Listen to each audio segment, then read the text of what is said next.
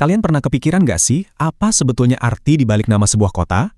Nah, kali ini kita bakal bongkar bareng-bareng kisah salah satu kabupaten di Jawa Timur, yaitu Tulungagung. Ternyata namanya ini nyimpen cerita sejarah yang jauh lebih dalam dari yang kita kira. Jadi, apa dong artinya Tulungagung? Ini dia nih pertanyaan utamanya.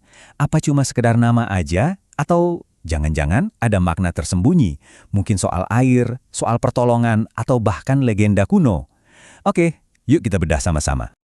Buat ngejawab itu semua, kita harus putar waktu jauh banget ke belakang. Ke masa di mana manusia pertama kali nginjekin kaki di wilayah ini. Jauh sebelum ada nama, apalagi kerajaan. Dan buktinya tuh ada loh, penemuan di gua-gua kayak Songgentong, terus ada juga peninggalan zaman megalitikum. Ini semua ngebuktiin kalau Tulungagung itu udah jadi rumah buat peradaban manusia sejak zaman batu. Mereka inilah para pemburu dan peramu pertama di tanah ini. Oke, dari zaman batu, kita fast forward dikit ya ke era peradaban yang udah lebih maju.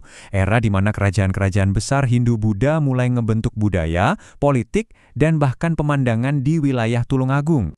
Jadi ceritanya gini, mulai dari abad ke-8, kerajaan Kanjuruhan bawa pengaruh budaya Hindu. Terus, Medang dan Kediri jadiin wilayah ini sebagai pusat keagamaan dan lumbung pangan.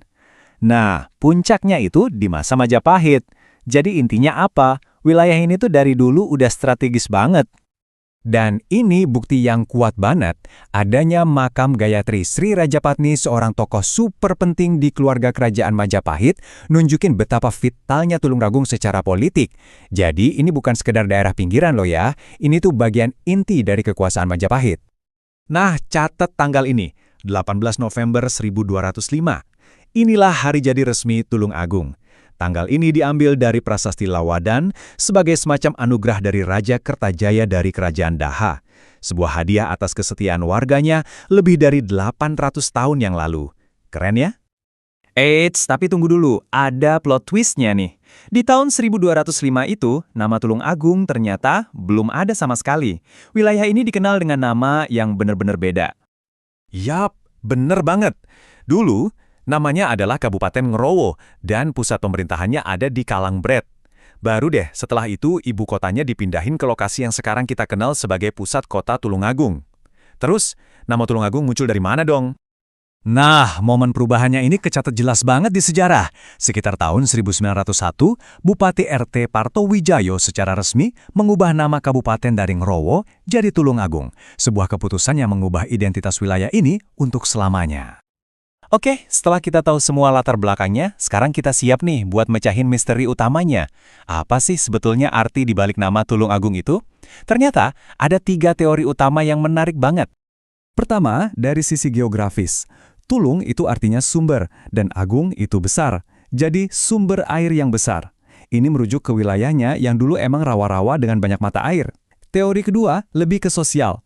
Pitulungan agung, atau pertolongan yang besar dari daerah sekitar. Dan yang ketiga, ini favorit banyak orang, dari legenda Joko Baru, pahlawan yang katanya bisa mengeringkan rawa. Ketiga-tiganya masuk akal banget kan? Oke, dari sejarah kuno dan teka-teki nama, kita lompat ke masa sekarang. Gimana sih warisan itu semua ngebentuk Tulungagung yang kita kenal hari ini? Sebuah kota modern yang tetap kaya akan identitasnya. Kalau ngomongin Tulungagung sekarang, ada 2 julukan yang nempel banget. Pertama, Kota Marmar, karena industri marmernya yang luar biasa dari campur darat.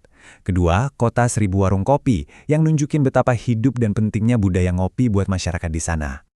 Eits, nggak cuma itu aja loh keunikannya. Ada seni nyete. Ini unik banget, yaitu melukis pakai ampas kopi di batang rokok. Ini tradisi yang lahir langsung dari budaya ngopi yang kuat itu. Ditambah lagi pesona alam pantai selatannya yang indah-indah.